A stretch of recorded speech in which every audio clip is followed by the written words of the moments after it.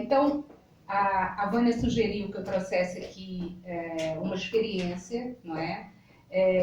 Sobre na realidade, ainda mais do que uma metodologia, mas uma pedagogia que Paulo Freire, pela qual o Paulo Freire foi responsável por criar e por viver ao longo da sua vida.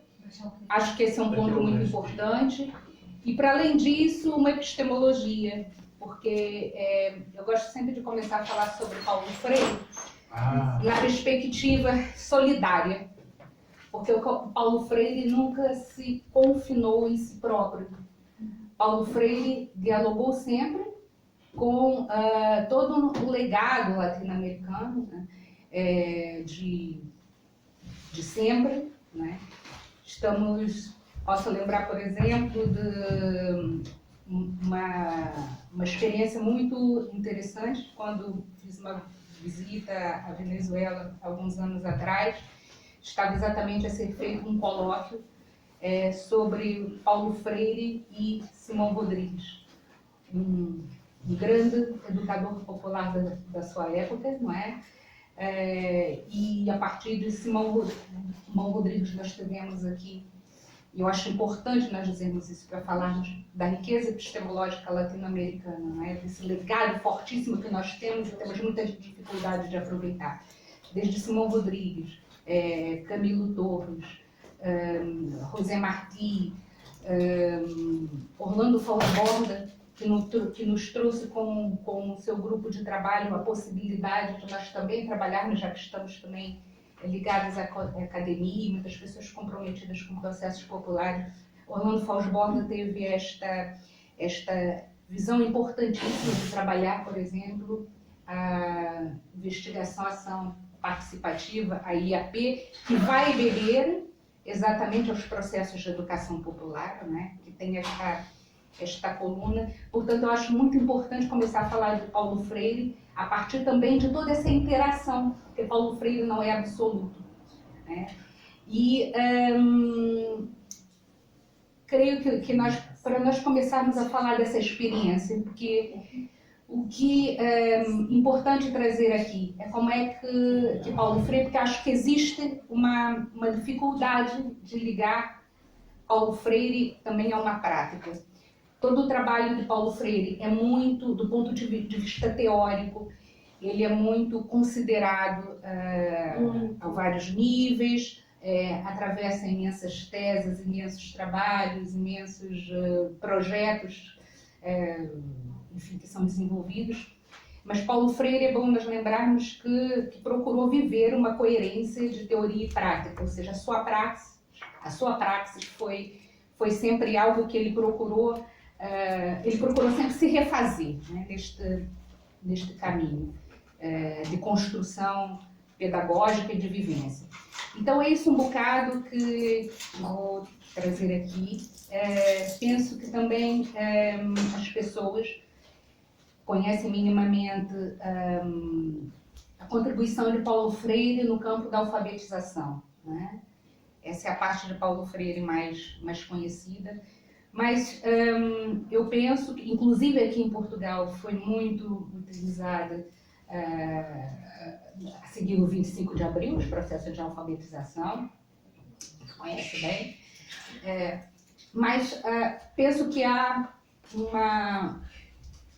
uma informação que Paulo Freire nos traz, ela por vezes não está tão concretizada na sistematização de experiências, do ponto de vista de comunicar esse saber fazer, e eu acho que isso é muito importante.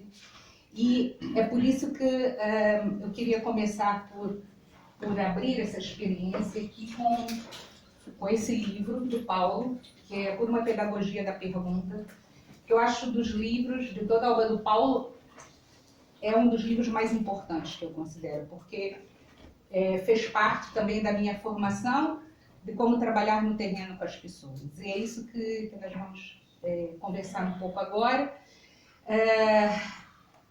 Eu venho de um trabalho com movimentos sociais, há muitos anos estive na base da construção de uma cooperativa.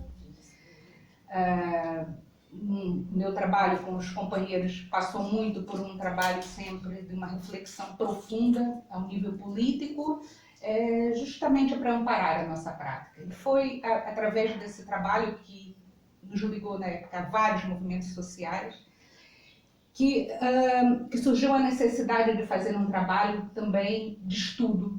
E foi então que eu fui, a partir de 2010, fazer o processo do doutoramento, que eu considero que é um processo, mais do que um processo acadêmico, é um processo de base também.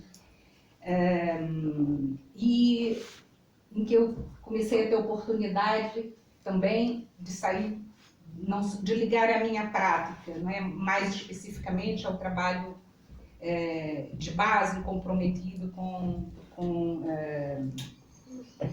os processos populares, mesmo no campo da educação popular. E foi então que, em 2017, tenho aqui esse desafio. Foi o que eu vi, que é o que eu vou trazer hoje. Podemos falar de outras experiências, mas acho que essa é muito importante, porque talvez seja a experiência mais radical, porque foi o desafio de trabalhar com a população de etnia cigana. E esse trabalho, para além de tudo, ele é profundamente, exigiu muito de mim mesma esta abertura de ouvir profundamente e tentar perceber como é que as pessoas constroem pensamento, que é algo que nós não tocamos muito, né? A construção do pensamento, a forma como as pessoas elaboram a sua visão de mundo, ela é muito determinante para nós percebermos o outro e a outra, não é? E é, portanto, a partir daí que eu sou convidada para fazer esse trabalho com uma organização de jovens feministas e que tinha um projeto aqui no Seixal com jovens mulheres de etnia cigana, que dirigem uma associação aqui com praticamente 20 anos. E, enfim, na época eu tinha uma missão aqueles projetos muito redondos, melhor, muito quadrados, de desenvolver um trabalho de formação com mulheres jovens de etnia cigana, etc. Enfim, com uma perspectiva feminista, com uma perspectiva de gênero.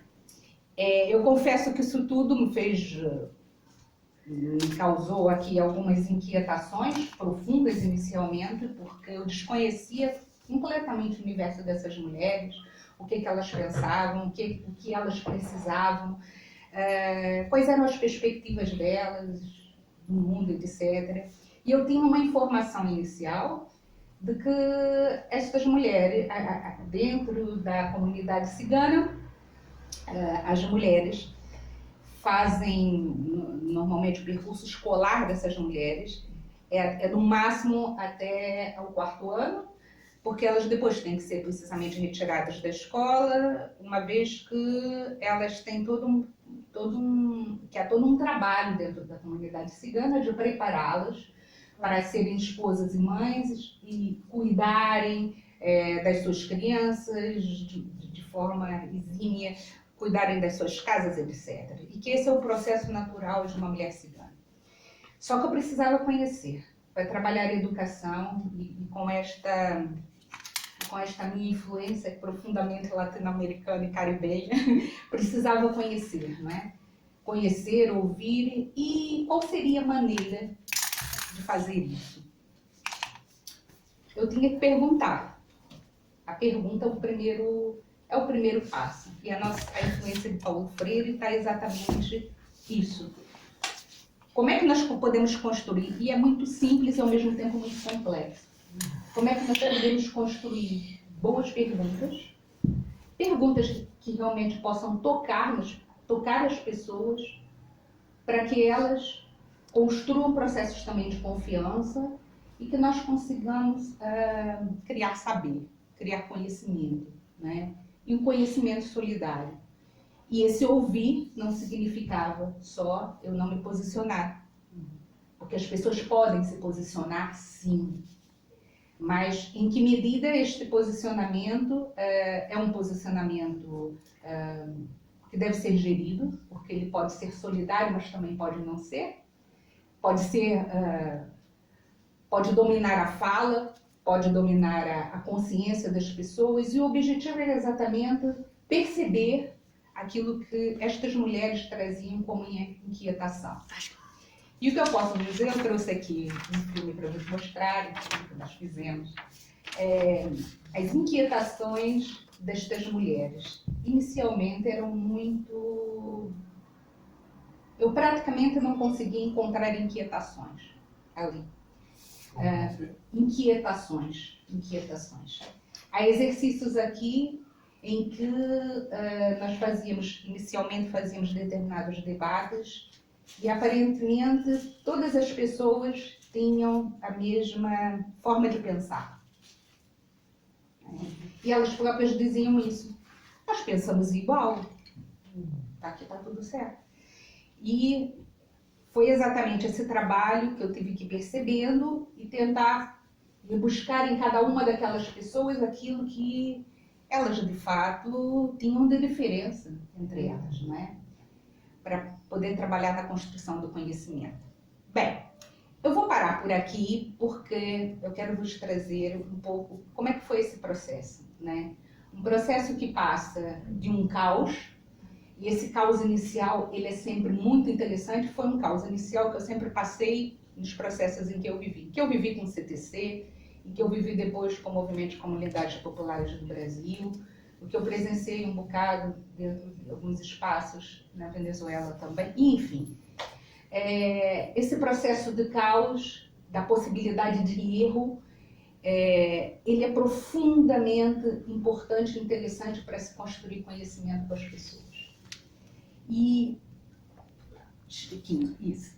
Eu quero vos mostrar aqui um pouco e ilustrar esse processo com cores, com a presença das pessoas e como é que esta experiência específica foi construída com estas mulheres, vem sendo construída com essas mulheres.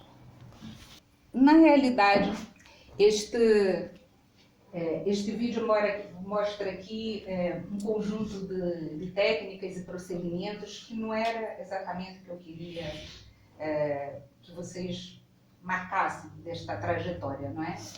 Porque isto foi sendo utilizado, são aqui algumas técnicas que poderiam ser outras e, portanto, não é isso.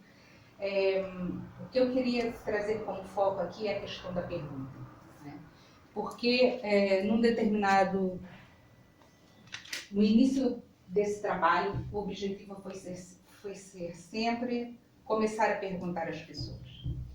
E é ali que, tendo aqui a pergunta na perspectiva de Freire e Antônio Fondés, porque este livro, a Pedagogia da Pergunta, é um diálogo entre dois homens, pedagogos, que constroem toda uma elaboração a respeito da importância de nós indagarmos, de nós perguntarmos, e o que a pergunta traz como elemento de mediador de trabalho com as pessoas, né? E o que... Não estou conseguindo chegar isso aqui, porque eu quero entrar aqui numa outra coisa que é um bocadinho o processo. Já experimentaste desligar e voltar a ligar? Processo. Não, querido, não é isso não. Espera aí, o processo. Está exatamente aqui, pronto. Então, como no início eu necessitava conhecer, eu não parti para o terreno com nenhum currículo ou com nenhuma proposta de trabalho. Estas mulheres foram chamadas a dizer o que, a trazer as suas inquietações. Espera aí, desculpa lá. Eu tenho dois programas instalados aqui. Esse é o OpenOffice. E eu não estou agora a achar aqui. Será que é isso? Eu queria abrir aqui você quer abrir na a tela. tela. Então vai abrir. Deixa eu ver se eu consigo. Então, o primeiro passo foi de fato fazer com que essas mulheres falassem. Então, nós começamos a fazer todo um diagnóstico a partir de perguntas que, primeiramente, eu tinha, porque eu não conhecia quais eram as questões que elas traziam, né? E eu tinha muitas a respeito delas. E este mais ou menos não é o quadro dela, porque eu não sou uma boa desenhista de PowerPoint, mas o processo que eu consegui sistematizar dessa aprendizagem com elas, desse processo específico, segue mais ou menos este desenho, né? Eu tinha aqui as minhas questões iniciais, que passavam por saber quem eram aquelas mulheres, que compreensão que elas tinham de si próprias, que papel tinham na família e na comunidade, que papel elas tinham na sua família e na sua comunidade, qual o sentido de comunidade que elas próprias tinham, que problemas, que soluções podiam propor, que sonhos, que pautas de debate eram prioritárias para elas. Eu tinha essas questões, porque era com isso que nós deveríamos construir coletivamente este processo educativo, né? E deste processo educativo, em um determinado momento daquele vídeo, que não é um vídeo, que é um conjunto de imagens que retratam um processo e que depois foi sistematizado com elas, né? Exatamente surge uma pergunta, surge uma questão delas, não é? Nós fizemos ali vários trabalhos de tentar conhecer quais eram as inquietações que elas traziam, os mini diagnósticos poderiam ser feitos a partir das experiências delas, como mulheres, na família, o entendimento de comunidade, etc. E neste percurso surge aqui uma pergunta geradora, não é? Que é o que o Paulo Freire trabalha muito ao longo de toda a sua obra também, não só teórica, mas oriundo da sua praxe de trabalho enquanto educador. E que é quando uma das jovens aparece ali, ela diz: por que nós não temos uma educação escolar que respeite a nossa cultura? Né? Porque elas exatamente têm que sair da escola não só pela questão de abandonar, porque tem um percurso de casamento, etc., mas também nos coloca uma interrogação que a escola já pensou, por exemplo, em ter uma outra abordagem que inclua a percepção dessas pessoas para que elas também possam ter acesso à escola e da forma como a sua comunidade, pelo menos num determinado momento, consegue perceber a escola, para que essas mulheres sejam, portanto, enquanto cidadãs, elas consigam também ter um sentimento de pertença à sua comunidade também. Eu acho que, no fundo, o que a Chabel trouxe com esta pergunta e que as outras mulheres também começaram a refletir em cima disso, tem a ver também com a própria forma como as nossas instituições escolares, e não só a comunidade, porque o peso todo é em cima da comunidade cigana, né? Também tem que se posicionar nesse diálogo e nessa reflexão. Bem, então, essa pergunta geradora foi levando também a um aprofundamento, não é? A um aprofundamento desse percurso, porque então nós começamos a passar numa segunda fase, que foi então perceber se elas tinham uma questão profunda a trazer. Nós começamos então a construir um mini diagnóstico, né, com as participantes, e a cada sessão foi também construído um processo de formação, um processo educativo vivencial, de exposição, que nos permitiu fazer um mini diagnóstico coletivo com essas mulheres, não é? E que gerou, portanto, numa segunda fase, o que nós chamamos, Paulo Freire vai chamar dos temas geradores, né?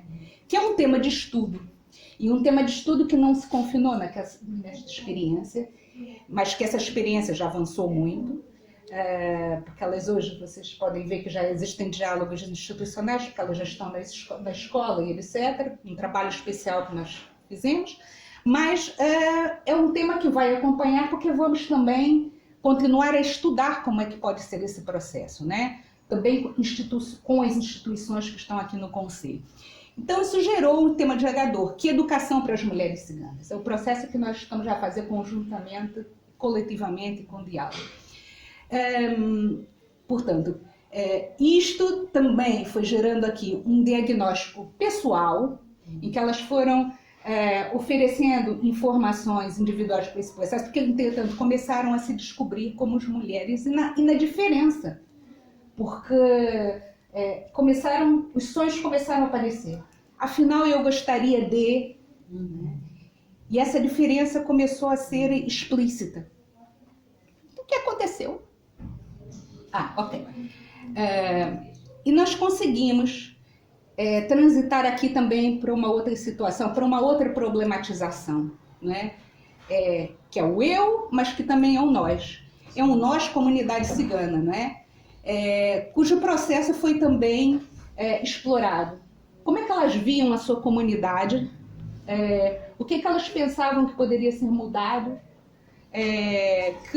O que elas poderiam problematizar nesta via e que, enfim, poderiam trazer também outras perspectivas, não é? de atuação dessas mulheres. E nesta via, nós começamos a fazer... Deixa eu ver se isso aqui Nesta via, nós começamos também, junto com elas, a compor... Deixa eu ver se isso é relevante. Ok. Nós começamos a compor um diálogo, também aqui no território. Porque elas começaram a dizer, não, afinal, nós tínhamos vontade de um desses sonhos, e detectamos como um sonho muito forte, voltar à escola. De alguma maneira, mas não era voltar para a escola indo para a escola convencional. Elas queriam se sentir protegidas, né? Não queriam ser colocadas em causa pela comunidade. Isso foi observado e nós começamos a sentir a necessidade de, sim, temos que trazer, conquistar uma escola que se comprometa conosco, neste espaço de apropriação que as mulheres tiveram aqui, dentro de uma associação que é representativa delas, que é a Associação para o Desenvolvimento das Mulheres Ciganas Portuguesas, a AMUCIP. E entretanto, nós começamos a fazer esse diálogo. Aparece aqui também a minha companheira Alzinda Carmelo, que foi mediadora e é diretora da AMUCIP, trabalhou sempre junto comigo, porque uma das características desse trabalho é ter sempre uma pessoa, ou duas, ou que seja, de etnia cigana acompanhando. Porque nós temos várias questões aqui, de tradução intercultural, que é importantíssima nesse processo, coisas que eu não conseguia perceber e que foi a Alzinda que foi me trazendo para esse mundo, conseguia fazer esta ligação. E ao mesmo tempo também foi interessante porque em determinados momentos havia situações em que elas vinham conversar comigo e não com a Alzinda, porque era quando se sentiam mais à vontade, enfim. Houve aqui um caldo muito interessante de interações muito construídas solidariamente. E foi nesse sentido que nós conseguimos fazer aqui uma aproximação com a escola secundária da Amora, que foi um dos primeiros passos legitimados por essas mulheres, para que pudessem conversar conosco, ver a possibilidade, através de uma iniciativa governamental que já existe, que é dos... como é que é? Agora eu esqueci. Gente... Da Câmara? Não. Espera. Isso já é amanhã, espera. Olha, eu já me lembro. Portanto, há aqui Centro Qualifica, poxa, a modalidade do Centro Qualifica que possibilita ter aqui uma construção que seja menos convencional, enfim, que utiliza aqui técnicas que são um pouco mais dialogadas, né? Porque uma das características que nós temos aqui que eu percebi, pelo menos nesse amplo grupo, mas que na minha pesquisa de alguns processos teóricos, isso foi também identificado, Não sei se podemos generalizar, mas existem informações sobre isso.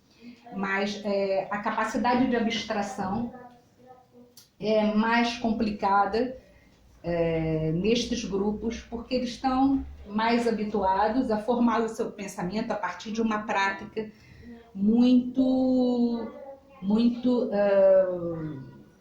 presente, muito vincada, e que quando nós partimos situações de demasiada abstração, temos aqui um bloqueio. Eu particularmente senti isso e vi na documentação consultada também de outras experiências, tendo em conta que, em princípio, pode ser perigoso generalizarmos.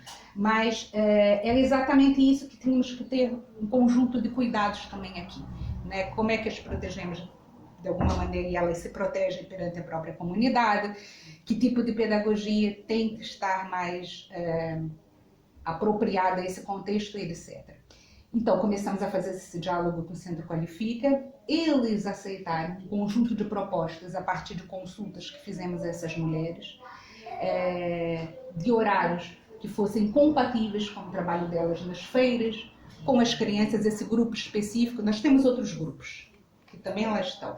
Mas este trabalho específico com as mulheres necessita aqui de algumas atenções. Eu não sei se vocês repararam, mas elas levam crianças, né?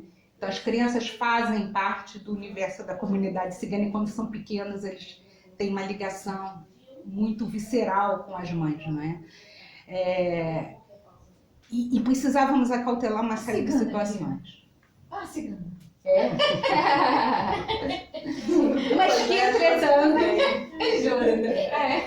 Mas que entretanto, se nós demos esse suporte inicial, também começamos a ver aqui mudanças também muito estruturantes.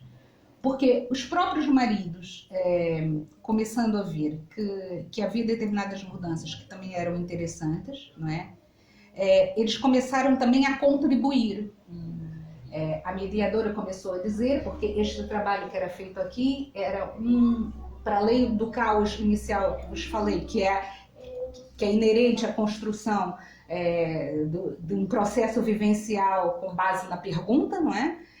Mas tinha também o caos da participação das crianças ciganas, porque nós fazíamos isso no meio de gritos, em que as mulheres tinham que estar permanentemente a sair para assistir as crianças, etc. E o que isso também foi problematizado nesse contexto? Que a Luzinda percebeu isso, foi dialogando com elas e elas levando essas situações também para os maridos, não é? As crianças, tínhamos que ter aqui uma gestão cuidadosa, né? As crianças não podiam estar sempre lá. Quem tinha aqui alguma possibilidade de deixar essas crianças em casa, com algum parente, ou os maridos, etc., começaram também a fazer. E essas relações de apoio começaram também a aparecer nesse contexto. E assim, depois desta abordagem dialogada com as instituições e com elas, nós começamos também a tentar perceber o que essas mulheres poderiam documentar, né, do ponto de vista escrito, porque sabíamos também que elas seria algo que não poderíamos ultrapassar nos processos de RVCC, porque temos isso. A oralidade, que é uma característica desse povo, ela não é totalmente aproveitada e tolerada, elas têm também que escrever, né? E nós começamos a fazer um trabalho também escrito dessa experiência. E é aqui que aparece também o que nós chamamos do mini portfólio. Elas durante todo esse período de trabalho foram expondo aquilo que eram as suas aprendizagens, porque um dos elementos que elas traziam das suas dificuldades, da sua problematização também era: nós não sabemos escrever, nós não sabemos nada, nós não temos conhecimento nenhum. Então, foi também uma entrada no universo dessas mulheres para ir tirar o que elas desconheciam, nos vários aspectos, problematizar isso e traduzir isso, fazer com que elas traduzissem isso para conhecimento.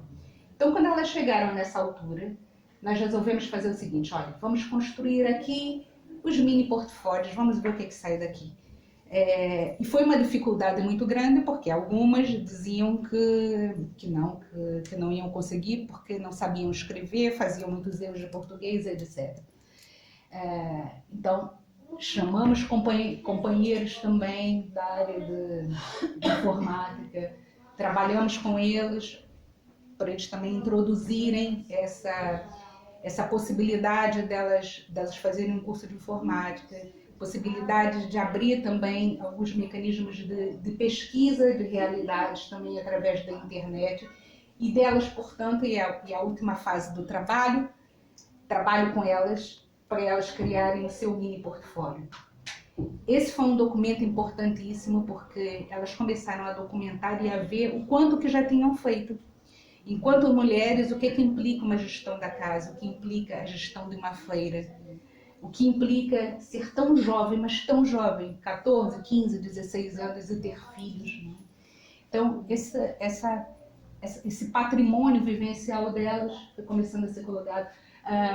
Fotografias, trouxeram fotografias para documentar isto, etc. E foi com isso exatamente que começamos também a montar como é que vai ser isso dentro da escola, né? de um centro qualifica.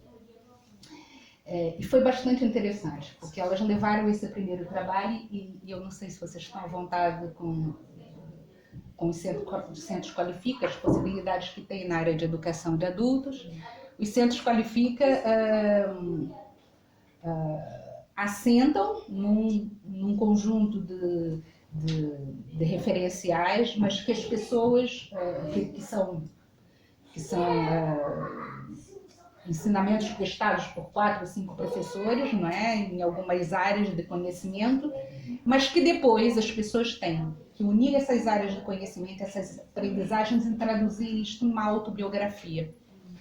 Então, quando elas chegaram a este processo no Centro Qualifica, elas tinham um exercício, partiram também do exercício que foi incorporado ao próprio processo delas autobiográfico, né?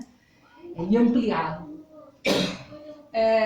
Pronto, e isso só para dizer a vocês que nessa primeira fase, hoje, esse processo que nós iniciamos com estas jovens, e que agora já estamos numa outra fase de avaliação com o Centro Qualifica, e que nos pediu, esse mini portfólio começou a fazer parte de um processo do próprio Centro Qualifica daqui, digamos que é um pré-requisito que passou a existir para que eles pudessem pegar nas mulheres e andar com elas para frente, não é?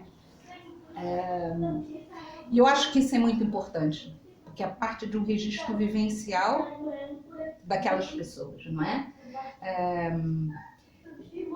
O trabalho que nós fazemos também está centrado nos horários que nos permitem ser realistas em relação a essas mulheres. É verdade que elas demoram mais tempo em relação a outras pessoas, porque elas têm toda uma organização, não é ausente de organização temporal, mas tem temporalidades muito diferentes das nossas.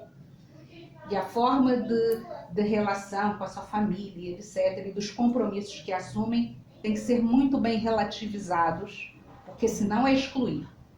Porque se alguém da família ficar doente, não vão a outro lugar qualquer, ainda que percam, algumas colocam em causa isso, mas se tiver um pai doente, um filho doente, um marido doente, sei lá, ou um tio doente, a comunidade se reúne e vai toda para o hospital. E é assim que isso funciona.